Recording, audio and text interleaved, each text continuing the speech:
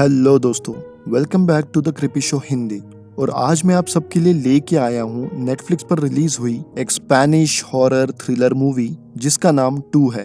इस मूवी का concept other movies से कुछ अलग है, जिसे सुनने में आपको बहुत मजा आएगा। तो चलिए चलते हैं कहानी की ओर।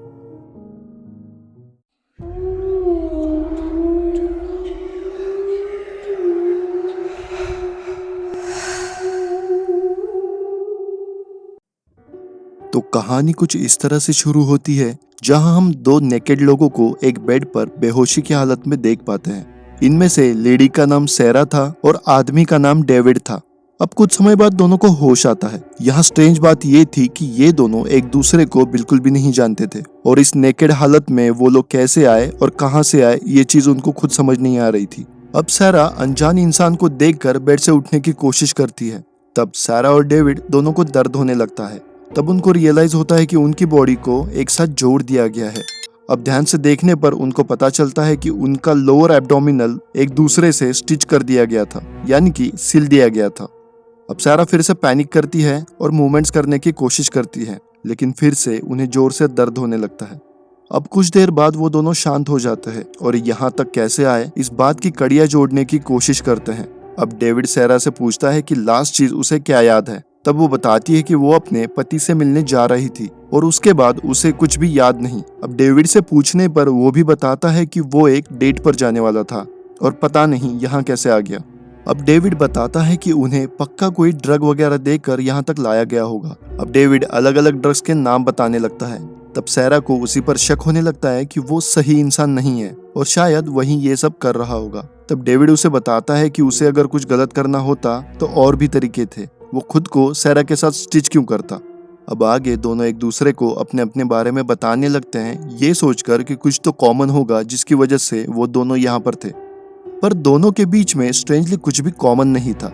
अब आगे दोनों को रूम में एक टेलीफोन दिखता है। अब दोनों टेलीफोन तक जाने की कोशिश करने लगते हैं, लेकिन अगेन उन्हें बहुत ज्यादा दर्द हो रहा था और दोनों एक दूसरे के हेल्प के बिना हिल भी नहीं पा रहे थे। अब जैसे तैसे करके ये लोग टेलीफोन तक पहुंच जाते हैं।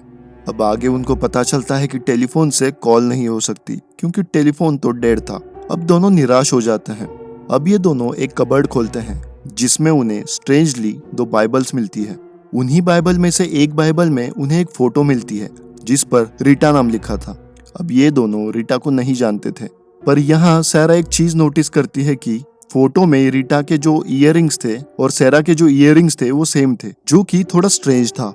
अब ये लोग इन सब चीजों को इग्नोर करते हैं। तब सैरा डेविड से कहती है कि उसे वॉशरूम जाना है। तब डेविड उसे बोलता है कि उसे भी वॉशरूम जाना है। अब दोनों जुड़े थे तो किसी तरह से बहुत ज्यादा एम्बैरेसमेंट के साथ ये लोग वॉशरूम यूज करते हैं।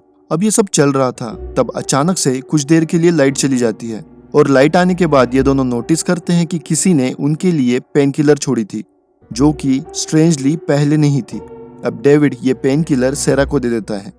अब जब ये लोग वॉशरूम से बाहर आते हैं तब उनके टेलीफोन पर एक कॉल आता है, जो कि स्ट्रेंजली पहले बंद था। अब सैरा फोन रिसीव करती है और देखती है कि फोन पर सामने कोई इंसान नहीं था, बल्कि एक ट्यून बज रही थी। तब सैरा को रियलाइज होता है कि सेम ट्यून उसके हस्बैंड की रिंगटोन थी। अब ये सुन के डेविड बोलता है कि ये सब कहीं सैरा का हस्बैंड तो नहीं कर रहा, हो सकता है वो सैरा से किसी चीज का बदला ले रहा हो। तब सैरा डेविड को बताती है कि उसने ऐसा कुछ भी नहीं किया है जिसकी वजह से उसका हस्बैंड उससे बदला ले, और वो पहले से ही उसके हस्बैंड के लिए लॉयल है। और डेविड के चीट वाले डाउट को वो सिरे से नकार देती है। अब आगे ये लोग रूम में 2 पेंटिंग्स देखते हैं जो कि सेम लग रही थी। अब यहाँ पेंटिंग के पीछे उन्हें कैमरा मिलता है, जिससे ये लोग समझ जाते हैं कि उन दोनों पर नजर रखी जा रही थी। अब तक ये दोनों पूरी तरीके से फ्रस्ट्रेट हो जाते हैं और स्टिचेस को काटने का मन बना लेते हैं। अब स्टिचेस को काटने के लिए इन्हें कोई नुकीली चीज नहीं मिलती। तब डेविड वॉशरूम के मिरर को तोड़ देता है और उसके कांच से स्टिचेस को काटने की कोशिश करता है। अब जैसे ही सैरा स्टिचेस को काटने की कोशिश करती है तब उनके शरीर से बहुत ज्यादा ब्लीडिंग होने लगती है। अब इस मोमेंट पर वो दोनों समझ जाते हैं कि उन्हें बहुत ही बुरी तरीके से स्टिच कर दिया गया है और इन दोनों ने स्टिचेस को काटा तो ब्लीडिंग की वजह से इन दोनों की मौत हो सकती है। अब ये दोनों स्टिचेस को काटने का प्लान कैंसिल करके फिर से बेड पर बैठ जाते हैं। अब आगे डेविड बताता है कि वो एक मेल प्रोस्टिट्यूट है और कुछ दिन पहले उसके पास एक मिडिल एज का आदमी आया था जिसने डेविड को अपनी बीवी के साथ सोने के बदले $8,000 का ऑफर दिया था। अब सैरा को कुछ डाउट होने लगता है, जिससे वो डेविड को उस आदमी का हुलिया पूछती है। अब डेविड बताता है कि वो आदमी एक बूढ़ा था जिसकी वाइट बियर्ड थी और वो एक अलग तरह का चश्मा भी पहनता था। अब इस मोमेंट पर सैरा समझ जाती है कि वो ऑफर देने वाला आदमी कोई और नहीं बल्कि खुद उसका हस्बैंड मारियो था।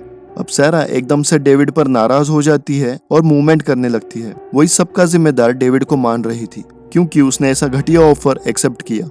अब सैरा के मूव करने से डेविड को दर्द होने लग रहा था। तभी वो सैरा को किस करता है और सैरा को शांत करता है। अब इसी वक्त लाइट चली जाती है और उन्हें अंधेरे में कुछ आवाजें आती है एंड देन अचानक से लाइट फिर से वापस आ जाती है। अब ये दोनों देख पाते हैं कि कोई किसी तरह का बॉक्स वहाँ छोड़ गया था। अब उस बॉक्स को खोलने पर उन्हें उसमें लजानिया मिलता है। अब भूखा डेविड बिना कुछ सोचे समझे उसको खाना स्टार्ट कर देता है। अब सैरा बताती है कि उसे लजानिया पसंद था। अब एज अ व्यूअर हम समझ पाते हैं कि जिसने भी इन दोनों को यहाँ बंद किया था वो इन दोनों की पसंद नापसंद तक जानता था।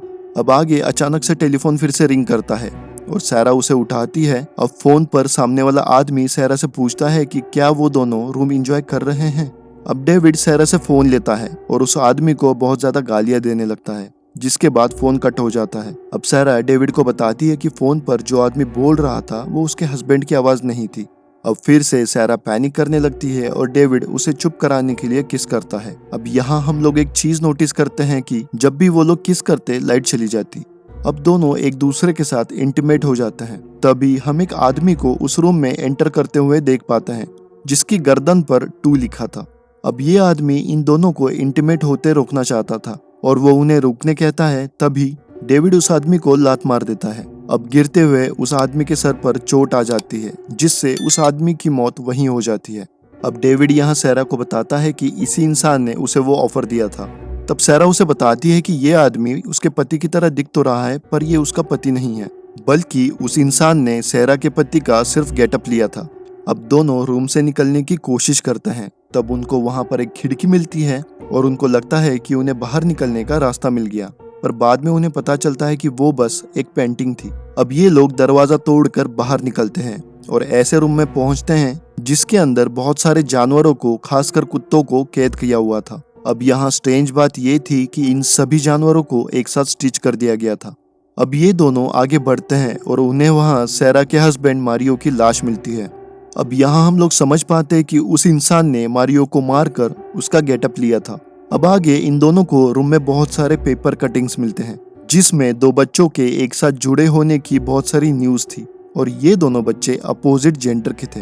अब इस मोमेंट पर इस मूवी के असली राज खुलते हैं। अब पेपर कटिंग में दिखाए गए बच्चे दुनिया के पहले को-जॉइंट बेबीज थे जो सरवाइव कर गए थे। अब इन्हीं कटिंग में हमें डॉक्टर ऑस्कर के बारे में पता चलता है जो उन बेबीज के फादर थे। अब यहाँ हम रियलाइज कर पाते हैं कि जिस इंसान ने इन दोनों को कैद किया था वही डॉक्टर ऑस्कर था। अब आगे हमें पता चलता है कि ऑस्कर की वाइफ रीटा थी जिसकी फोटो उन्हें बाइबल में मिली थी। अब सबसे खतरनाक शौक ये था कि ये पेपर कटिंग के बेबीज कोई और नहीं बल्कि डेविड और सैरा थे और रीटा और डॉक्टर ऑस्कर इन्हीं के माता पिता थे। अब असल में हुआ कुछ यूं था कि इन दोनों को जन्म देने के बाद उनकी माँ रीटा की मौत हो जाती है और उनके पिता इसी वजह से मेंटली अनस्टेबल हो जाते हैं। अब कोई ना होने की वजह से इन्हें ऑर्फनेज में डाल दिया गया था जिसमें सैरा को किसी ने अडेप्ट कर लिया था, लेकिन डेविड उसी ऑर्फनेज में बड़ा हुआ और आगे मेल प्रोस्टिट्यूट बन गया। और अब हम ये भी समझ पाते कि इसी वजह से जब ये दोनों इंटीमेट होते तब डॉक्टर ऑस्कर यानी इसके पिता लाइट ऑफ कर देते ताकि इन दोनों को रोका जा सके, क्योंकि ये दोनों भाई बहन थे। अब इसी वक्त वहाँ डॉक्टर ऑस्कर आता है जो कि असल में मरा नहीं बल्कि सिर्फ बेहोश हुआ था। अब ऑस्कर उन्हें बताता है कि इस दुनिया में जब भी कोई को-जॉइंट बेबीज ने जन्म लिया तब वो लोग साथ ही ज्यादा खुश रहे और इसी वजह से डॉक्टर ऑस्कर ने इन्हें भी जोड़ दिया था। अब ये दोनों यहाँ समझ जाते हैं कि डॉक्टर ऑस्कर की दिमागी हालत खराब थी। अब आगे इन लोगों में झड़प हो जाती है और इसी झड़प में बंदूक की गोली ऑस्कर को लग जाती है और ऑस्कर की वही मौत हो जाती है। अब झड़प में एक गोली डेविड के टांग में लग जाती है। अब चल ना पाने की वजह से डेविड सैरा को बोलता है कि वो अपनी तरफ से स्टिचेस को काट ले और यहाँ से आजाद हो जाए। अब सैरा पहले तो मना करती है पर डेविड के फोर्स करने पर वहाँ पास पड़े एक शार्प ऑब्जेक्ट से डेविड के साइड से स्टिचेस को काट देती है और आजाद हो जाती है, लेकिन डेविड दर्द से तड़प रहा था। अब सैरा डेविड को बोलती है कि जल्दी ही वो हेल्प लेकर वापस आएगी। अब सैरा उस घर से बाहर आती है। अब घर से बाहर आने पर उसे पता चलता है कि वो किसी स्नोफॉल वाले खाली एरिया में थे जहां आसपास किसी इंसान का नामो निशान तक नहीं था। अब आगे हम डेविड और सैरा को खून के बहने से मरते हुए देख पाते हैं और बस मूवी यहीं खत्म हो जाती है। तो दोस्तों, ये थी 2 मूवी की एक्सप्लेनेशन, जो कि एक स्पेनिश हॉरर थ्रिलर मूवी है। इस मूवी की एक्सप्लेनेशन आपको कैसी लगी, ये चीज़ हमें कमेंट करके ज़रूर बताएं।